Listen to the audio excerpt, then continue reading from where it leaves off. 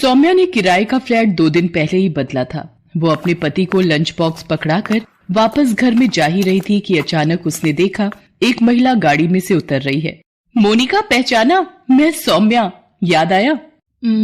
सौम्या, अच्छा हाँ याद आया। हम दोनों एक ही क्लास में पढ़ते थे। और बताओ कैसी हो? और पहले तो तुम्हें कभी नहीं देखा।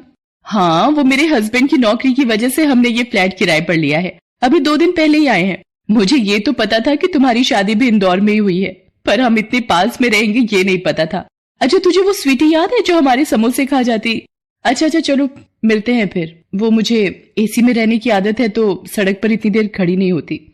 चल ठीक है, फिर आराम से बात करेंगे। मोनिका और सौम्या स्कूल में साथ पढ़ती थी, पर मोनिका को अपनी अमीरी का शुरू से ही घमंड रहा और अब तो उसकी ससुराल भी पैसे वाली थी। एक दिन, जी मुझे मोनिका से मिलना है। आप यहाँ ड्राइंग रूम में बैठिए, मैं अभी मेम साहब को कहकर आता हूँ।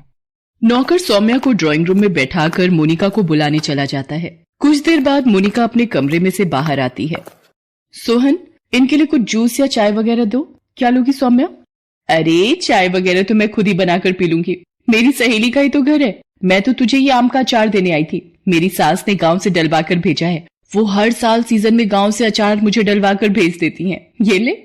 सौम्या, हमारे घर में अचार कोई भी नहीं खाता, और वैसे भी मेरे पति ये सब देखकर गुस्सा करते हैं और ऑयली फूड खाने के लिए बिल्कुल मना करते हैं। चल कोई नहीं, जब मन हो तब खा लेना। अच्छा मैं चलती हूँ। अरे चाय वगैरह तो ले गई थी। अरे वो राकेश ऑफिस से आ गए होंगे तो देख रहे होंगे कहाँ चली गई मैं। शाम को आते से मैं ना दिखूं तो घबरा जाते हैं। सौम्या की इस बात को सुनकर मोनिका थोड़ी चुप हो जाती है और अपने नौकर को कहती है, सोहन ये अचार अपने घर ले जाना। चंदा ये मेज और सोफा अच्छे से साफ कर देना, जरा सी भी मिट्टी दिखी तो तुम्हारे साहब गुस्सा होंगे। मोनिका अपने कमरे में चली जाती है। करवा चौथ आने वाला था। सौम्या राकेश से कहती है, राकेश देखो, अगर मैं ये साड़ी आने वाली करवा चौथ पर पहनूं तो कैसी लगेगी? सौम्या, तुम भी क्या सोचती होगी? कैसा पति मिला है, किराए का घर, ऊपर से खुला खर्चा भी नहीं दे पाता, और तो और तुम्हारे लिए नई साड़ी भी नहीं ले सकता। क्या करूं, मेरी तनख्वाह इतनी कम है कि महीना बीतते बीतते पता ही नहीं चलता और पैसे खर्च हो जाते हैं।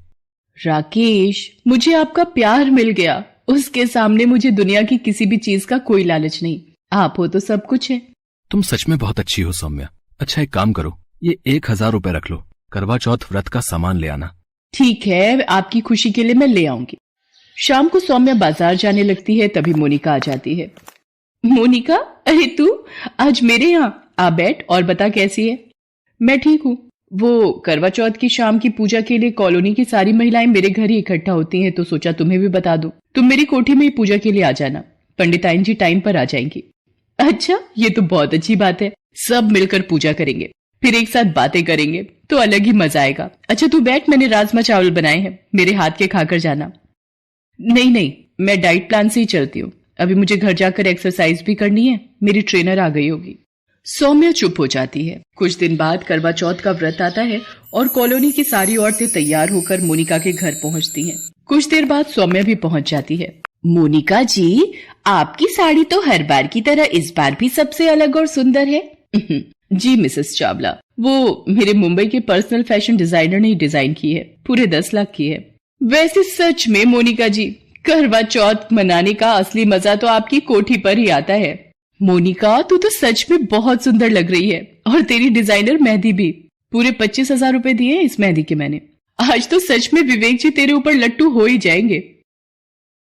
सौम्या की बात सुनकर मोनिका बात को काट देती है और तभी पंडिताइन भी आ जाती हैं और सब औरतें गोल घेरा बनाकर बैठ जाती हैं और कथा सुनने लगती हैं। इस तरह पूजा समाप्त होती है। सभी औरतें अपने अपने घर चली जाती हैं।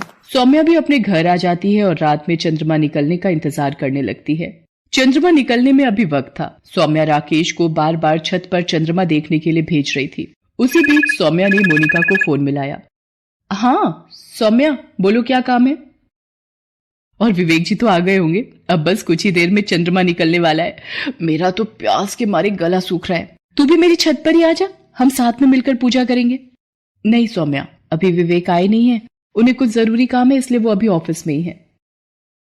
तू चिंता मत कर, आ जाएंगे। और उन्हें भी पता है कि आज करवा चौथ है और तूने उनके लिए व्रत रखा है, इसलिए उन्हें भी तेरी चिंता होगी, तो परेशान मत हो। कुछ देर बाद चांद निकल आता है और सौम्या चंद्रमा की पूजा करती है और राकेश के हाथों से पानी पीकर अपना व्रत खोलती है। कुछ देर बाद वो राकेश से कहती है, राकेश, ये पूड़ी और छोले की सब्जी मैं मोनिका को देकर आती हूँ। अब जब बराबरी में ही रहते हैं तो एक दूसरे का साथ निभाना अच्छा लगता है। अरे, कोठी में ये अंधेरा क्यों है और कोई नौकर चाकर भी नजर नहीं आ रहे? मोनिका, कहाँ पर हो? कहीं बाहर तो नहीं गए हैं? पर गेट तो खुला हुआ है। मोनिका, अरे ये तो बेहोश है। अरे ये जमीन पर कैसे गिरी? सौम्या राकेश को बुलाती है। वो डॉक्टर को लेकर आता है। तब तक मोनिका थोड़ा होश में आ जाती है। देखिए, इन्हें जल्दी ही कुछ लिक्विड देना होगा। पानी की कमी से तबीयत और खराब हो जाएगी। मोनिका, 2 घूंट पानी के ले ले, नहीं तो तेरी तबीयत बिगड़ जाएगी। नहीं, जब तक विवेक अपने हाथ से पानी नहीं पिलाएंगे मैं अपना व्रत नहीं खोलूंगी। अच्छा, मैं चलता हूँ। आप कोशिश कीजिए कि ये कुछ लिक्विड पानी या जूस पी लें, उससे ही तबीयत में सुधार आएगा। तो मैं दोबारा आ जाऊंगा। पता नहीं, विवेक का फोन भी नहीं मिल रहा है। मैंने बहुत बार ट्राई किया है। आज त्योहार की वजह से सारे नौकर भी जल्दी घर चले गए हैं। पता नहीं चक्कर कैसे आ गया। एक काम कर, मुझे विवेक जी के ऑफिस का पता दे। राकेश उनको जाकर ले आएंगे। बस तू अपना मन शांत रख, सब ठीक हो जाएगा। राकेश, आप विवेक जी के ऑफिस चले जाओ। राकेश अपनी मोटरसाइकिल पर विवेक के ऑफिस जाता है और वहां जाकर उसे सारी बात बताता है। विवेक एक मीटिंग में व्यस्त था, इसलिए उसका फोन ऑफ था। कुछ देर बाद विवेक घर पहुंचता है।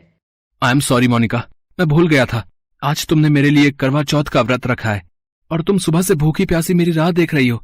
राकेश कुछ देर और मुझे लेने ना आता तो मैं पता नहीं कितने घंटे और ऑफिस में काम करने में बिजी रहता। मोनिका, चलो अब सबसे पहले चंद्रमा की पूजा कर लो और विवेक जी के हाथ से पानी पी लो, ताकि तुम भी पानी और जूस पी सको। मोनिका चंद्रमा की पूजा करती है और विवेक के हाथों से पानी पीती है। उसके बाद सौम्या उसके लिए जूस लेकर आती है। सौम्या, तुम सच में बहुत अच्छी हो। मैंने ही तुम्हें समझने में गलती की। तुम्हारा दिल सच में बहुत बड़ा है। आपका भी बहुत बहुत धन्यवाद राकेश जी, आपने मेरे लिए इतना कुछ किया। सच में हमें तो आपको धन्यवाद देना चाहिए। आप जैसे इतने अच्छे पड़ोसी हमें मिले हैं, ये तो हमारा सौभाग्य है। विवेक, सौम्या मेरे बचपन की सहेली है। हम दोनों साथ में ही स्कूल में पढ़ते थे, पर ना जाने अमीरी ने मेरी आंखों पर कैसी अंधी पट्टी बांध रखी थी, जो आज मैंने खोल दी है। मोनिका, और मैं भी तुमसे वादा करता हूँ कि अपनी जिंदगी में काम के साथ साथ अपने रिश्ते को भी अहमियत दूंगा। उस दिन अमीर गरीब का करवा चौथ आपसी रिश्तों में प्यार भर देता है। करवा चौथ पति पत्नी के प्यार का प्रतीक है। इस दिन माँ करवा की पूजा करके उनसे अपने परिवार की सुख शांति, पति की लंबी आयु, धन, वैभव, स्वास्थ्य सभी की कामना करनी चाहिए। कहते हैं यदि कोई भी व्रत सच्चे मन से किया जाए तो वह उचित फलदायी होता है।